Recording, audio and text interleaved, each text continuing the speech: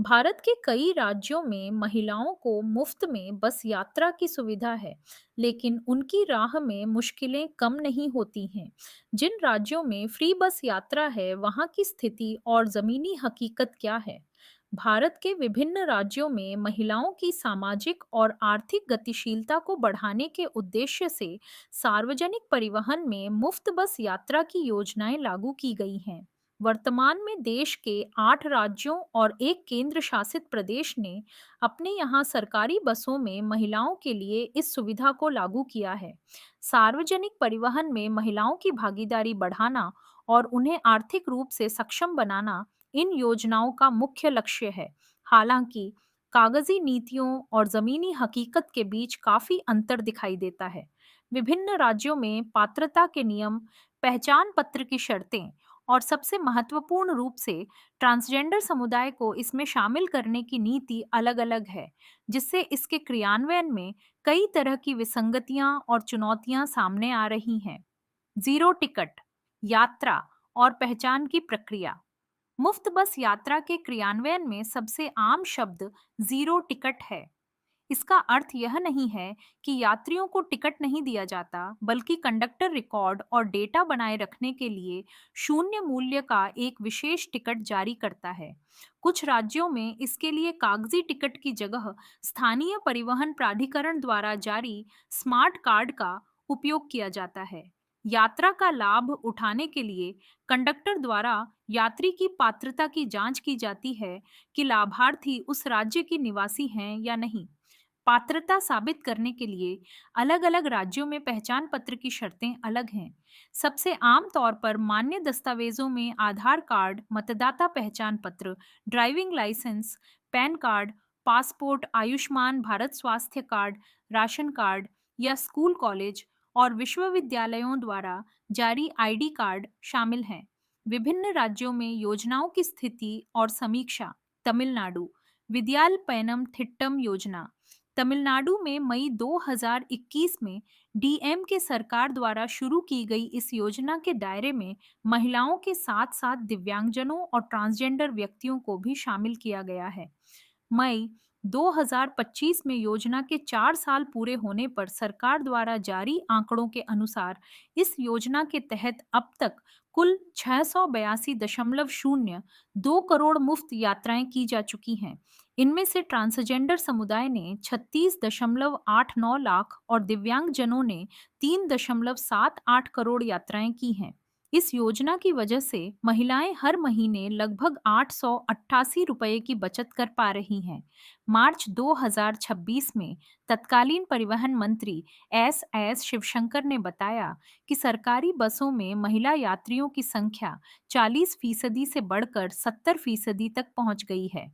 हालांकि राज्य योजना आयोग द्वारा वर्ष 2022 में जारी एक रिपोर्ट के अनुसार तिरुपुर जैसे क्षेत्रों में मुफ्त यात्रा का लाभ उठाने वाली महिलाओं के प्रति बस स्टाफ का व्यवहार बेहद रूखा और अपमानजनक पाया गया। पश्चिम बंगाल अन्नपूर्णा भंडार योजना। पश्चिम बंगाल सरकार ने हाल ही में 1 जून 2026 को महिलाओं के लिए मुफ्त बस यात्रा की घोषणा की है। यह सुविधा अन्नपूर्णा भंडार योजना के तहत संचालित है, जिसमें क्यूआर कोड वाले एक विशेष स्मार्ट कार्ड का उपयोग किया जाता है। जब तक स्मार्ट कार्ड जारी नहीं हो जाता, तब तक महिलाएं किसी भी सरकारी पहचान पत्र को दिखाकर इस सुविधा का लाभ उठा सकती हैं। इस योजना की एक बड़ी सीमा यह है कि इसमें ट्रांसजेंडर व्यक्तियों को शामिल नहीं किया गया है।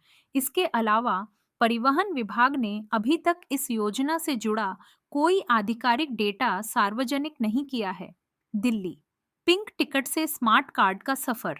दिल्ली में आम आदमी पार्टी की सरकार ने अक्टूबर 2019 में महिलाओं और ट्रांसजेंडर समुदाय के लिए मुफ्त बस यात्रा की शुरुआत की थी।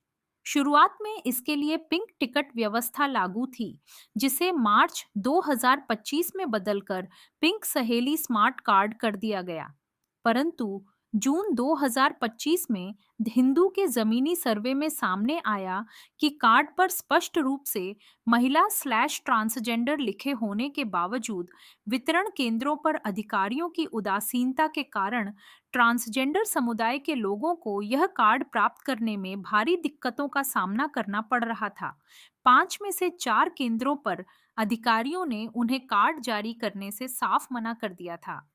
पंजाब, सरकारी और निजी बसों का संतुलन।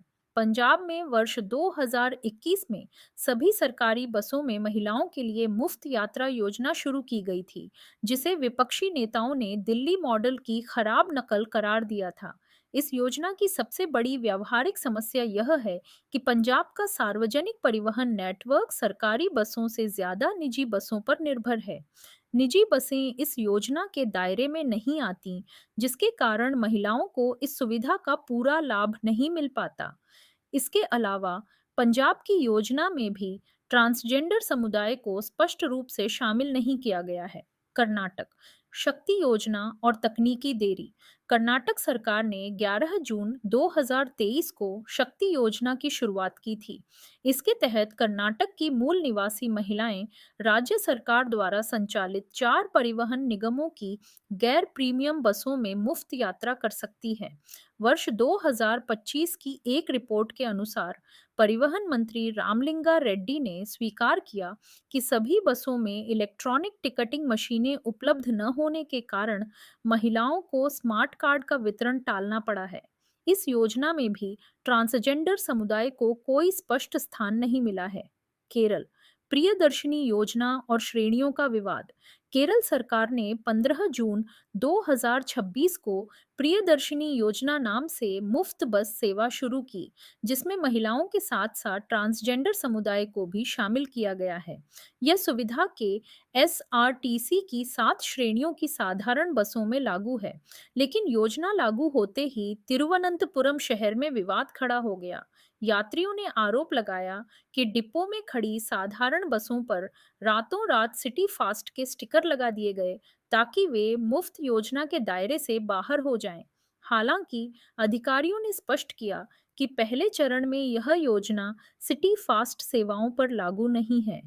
तेलंगाना, महालक्ष्मी योजना और आजीविका का संकट। तेलंगाना में दिसंबर 2023 में शुरू की गई महालक्ष्मी योजना के तहत महिलाओं, बच्चियों और ट्रांसजेंडर व्यक्तियों को सरकारी बसों में मुफ्त यात्रा की सुविधा दी गई। मार्च 2026 में परिवहन मंत्री पोन्नम प्रभाकर ने बताया कि इस योजना के तहत अब तक 279.97 करोड़ मुफ्त यात्राएं की जा चुकी हैं।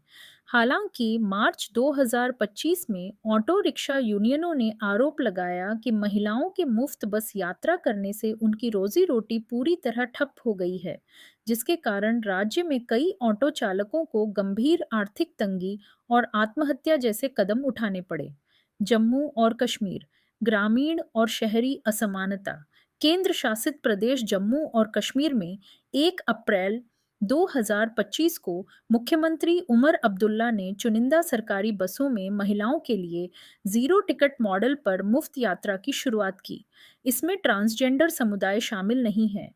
यहाँ की सबसे बड़ी चुनौती यह है कि ग्रामीण और शहरी क्षेत्रों में बस सेवाओं की उपलब्धता में भारी असमानता है। ग्रामीण इलाकों में सरकारी बसें न के बराबर होने के कारण वहाँ की महिलाएं इस योजना के लाभ से पूरी तरह वंचित हैं। Andhra Pradesh Y Y budget का बोझ और कर्मचारियों का विरोध।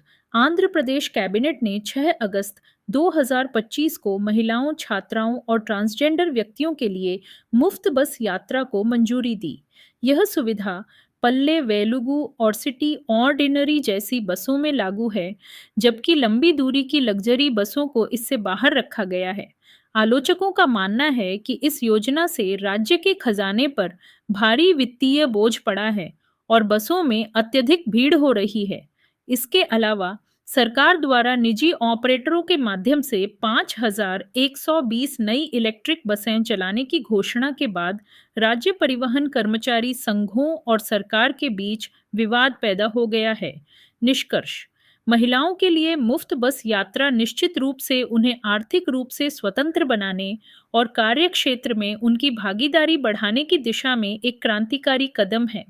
लेकिन इसकी सफलता केवल घोषणाओं में नहीं, बल्कि इसके सुदृढ़ क्रियान्वयन में है।